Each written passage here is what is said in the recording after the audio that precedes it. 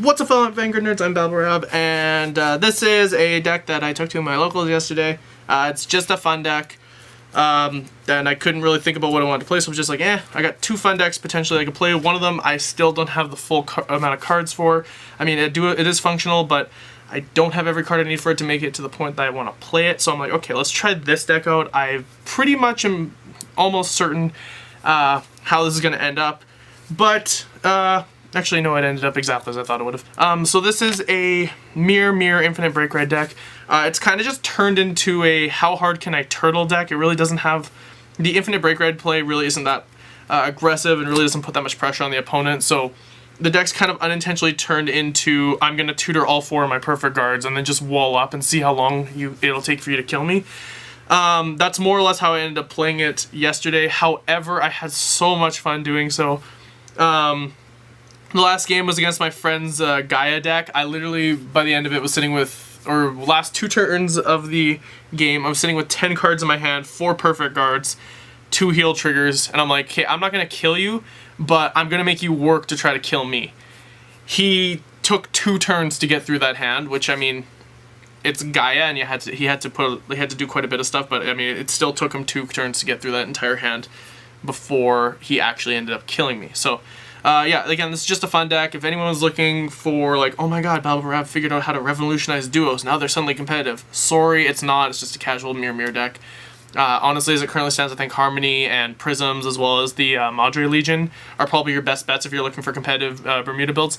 I do have I already profiled my Prisms. I do have a Harmony deck that I have built, and I constructed the Madre deck. I'm just waiting for a few cards to come in for the Madre deck before I can finish it. There are a few changes I want to make to that as well, but once I have that done, I'm happy to show you guys my Harmony and my Madre, or my Dream Team Legion deck once they're done. So I'm just going to show you guys this deck, and we'll jump straight to it. So starter, which I pretty much religiously run, is Shizuku. Reason being is you do need to see both copies of Meer when you're playing the game to get the breakride off. So this is just another way to ensure that you're able to see both copies of Meer. I mean, as long as you see True Sister, you can get to Absolute Sister just by striding. But if you see Eternal Sister. But, yeah, this is just to make it so that you're able, so when you use Eternal Sister's skill to, like, search for your perfect guard or whatever the heck you need, you can just toss, hopefully, a True Sister into your soul afterwards. So, yeah. Trigger lineup, of course, is 4 heals. And then 4 draws, because you do want to get your combo pieces. And then 8 crits. She's really good. For everyone who doesn't know what she does, I'm pretty certain you do, but then again, you guys, duos haven't been doing a lot in a while. Whenever something bounces to your hand, you counterblast 1. I gotta actually read this. Yeah, whenever something bounces to your hand, counterblast 1. If you have a Vanguard with duo in its name, you put her back into your deck, and then you search a copy of the same thing that was bounced to your hand. She actually works really nice with Leona. I was versing Spikes yesterday, and I used that. I used Leona to G-Guard, and then returned this back to my deck to pull a second copy of a grade 1 that I had on the field, which in the end didn't really matter, but whatever. It did something, so that's kind of nice that she can work with Leona. Be interesting to see what kind of new support duos actually get in the next Bermuda set, but, you know, we got a half year to wait for that, so fun times. Grid 1s, 2 Loretta and 2 Shandi, Limit Break Enabler, Stride Enabler. If you can actually get the play going off, if you can actually get to the play really early, this thing can rush the Infinite Breakride, and I can explain what that is once I get to the grade 3s, but yeah, if you get to her into rearguard, you can actually rush the Infinite Breakride or the re-ride play, so that's pretty nice. This deck is really counterblast heavy, so I'm playing 2 copies of Cura. The other problem, though, is it's also Soul Blast heavy, so it's literally coming down to the situation of, like, you get to use her once if you haven't used Absolute Sister Meer a lot. So that's a bit of a problem, but I've added 2 cards recently that I took out 2 other cards for, which I'm going to test to see if that will help out. So, yeah. Cura, though, is, I think, absolutely essential just because of how hard this deck, or how much this deck uses Counterblast, sadly. And then 4 copies of Kazuha. She is your grade 1 version of Roan, except as a booster. Again, it's on hit pressure, clone stuff as you go, and she's pretty good in my opinion. And then, again, because of how counterblast heavy you are, we need to play 4 copies of the Unflipping Perfect Guard, because it's just essential. And again, you see one of these over the course of the game, you're bound to see all 4. like, one is going to mean you search the other three. So A, you're guaranteed to get her unflip off, and B, you're guaranteed to hit all your perfect cards if you see at least one of the four numbers. So that's the grid ones. Grade 2s, we're playing two 12k attackers. I was originally playing 4, and I was like, you know what, this deck plays really defensively. Let's just see if we can toss some more defense into it. So I decided, hey, let's play Brilliant Oceanelli. Why not? Only problem is she really is lackluster.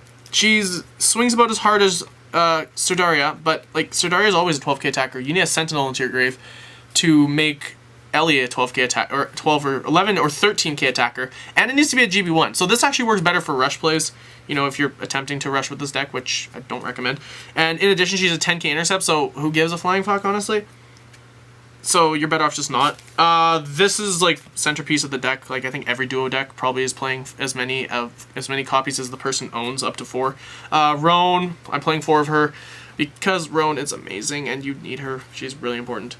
And then for additional pressure, because I do stride in this deck, 3 Spica.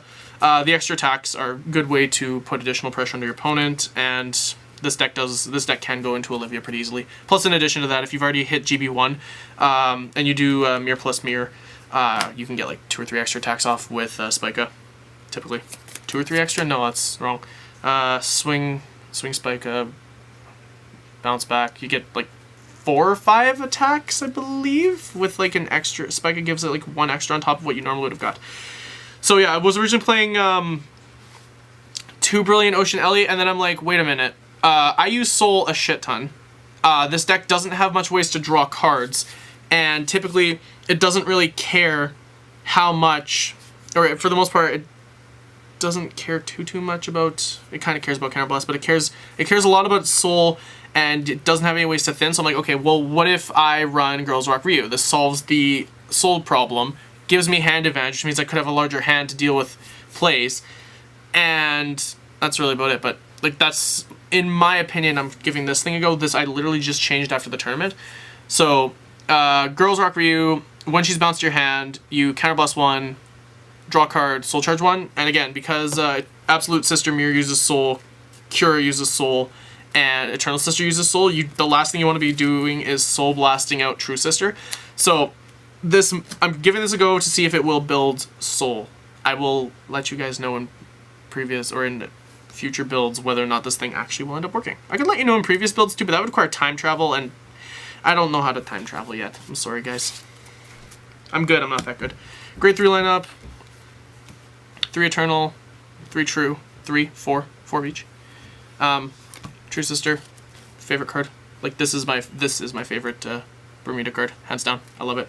And then Eternal Sister, because I don't like the white artwork. I like the black artwork, which is kind of weird because I like the white artwork on this more than the black artwork. But yeah, for everyone who doesn't know what she does, when you break right over top of her, the unit gains the skill Counterblast 1. When it attacks, bounce your entire field to your hand, and then call 2 cards. So that's pretty good. And then Eternal Sister basically is Counterblast, Soul Blast, bounce a unit, search for a copy of the same unit, then put something into your soul. And again, if you have True Sister in hand, you basically set up for her limit break, which is, because then you put something from your hand into your soul, which ideally you want to be True Sister.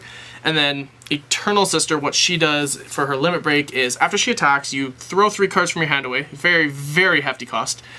Yeah, discard 3 cards from your hand, pick a Meer, True Sister Meer from your soul, Superior Ride it, return her to your hand, discard 1 card.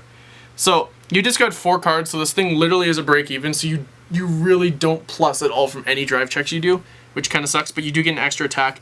And again, if you've done the break ride thing, you're going to have a column sitting here, which you can literally just stack all the trigger effects on that you want.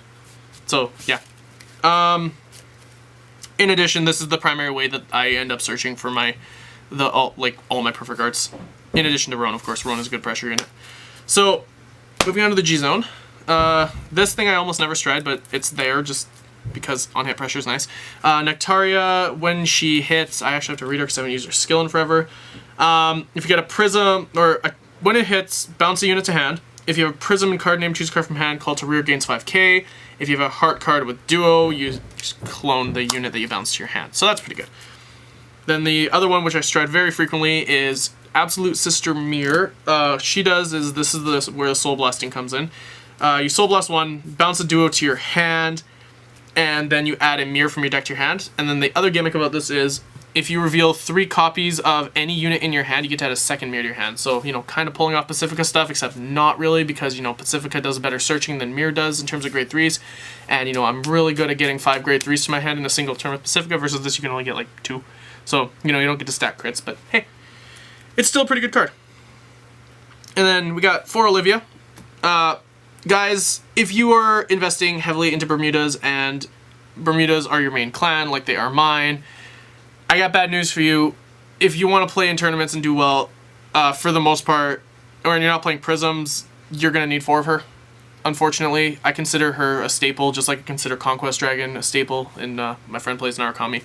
And honestly, I think Conquest Dragon is a staple for Narukami, just as I think Olivia is a staple for Bermudas. The bright side is that she did get reprinted, and the reprint's sitting about $30 compared to the $90 that the original was.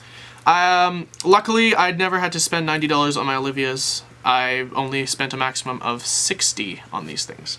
So yeah, absolutely necessary if you're trying to play Bermudas as your main clan. I would recommend picking up 4. And I think that she is very, very important, because the pressure that she gives is just way too good to pass up on. Again, though, you can mitigate this if you're playing Prisms, because Princess Labrador and Sunshine Vert both provide a ton of pressure on their own. And in addition, if you're not playing a Stride-reliant deck, you can get away with not running Olivia. But if your deck is like Stride-reliant and you don't have, this is pretty much your best finisher. I'm done advertising Olivia. Go buy Olivias, guys, but don't make the price jump too much. Okay, so my recording was being special, and I probably should have just been cutting it off after like getting to the main deck. So right when I was about to tell you guys about Aprina, the recording stopped. So I'm playing 1 Aprina, Soul Blast 1, bounce 2 to hand, which I guess can combo fairly nicely with Chulim, because anything you bounce to your hand can be cloned with her for the most part, since she does count as a duo if you have a duo heart card. So that's nice. And then the G-Guards were running Dismal, because you're not Prisms, which means you can't just bounce all your shit back to your hand at the end of your turn. So due to the fact that you're not Prisms, you want to have this card just to protect your rear guards. And then 2 Nasha. Her condition is a joke to achieve, to be honest with you. Like, Bermudas have no issues revealing something with the same name, or with the same grade as something on their field, so this is really easy. And then the last one is Leona, which essentially bounces kind of like Aprina does, except you can do it on your opponent's turn. And once again, it can trigger Chulim. I mean, everything bounces. It's Bermuda Triangle. Once again, it can trigger Chulim, which is pretty good. So yeah, one thing I did not notice is that it was a mandatory call from hand if you bounce a unit, which I, for some reason, decided was like, oh, I did not know this, so that kind of sucked. And then, so yeah, she's still pretty good regardless, though, because, again, if you need to move something from your Guardian Circle, or not from your Guardian Circle, if you need to move something from your rear guards to guard, it can give you the extra guard to not die. So yeah, okay, so that was the duo Meer, breakride, all over the place, / I'm going to turtle up and defend myself deck. This currently stands not really that competitive right now, not in the slightest actually. But honestly, if you're playing, if you want to just do a casual deck, this is still really fun to play, just because of how hard it can actually turtle up and get to cards it needs to protect itself. And yeah, that's about it. If you have any suggestions for the actual deck itself, feel free to leave them in the comments below.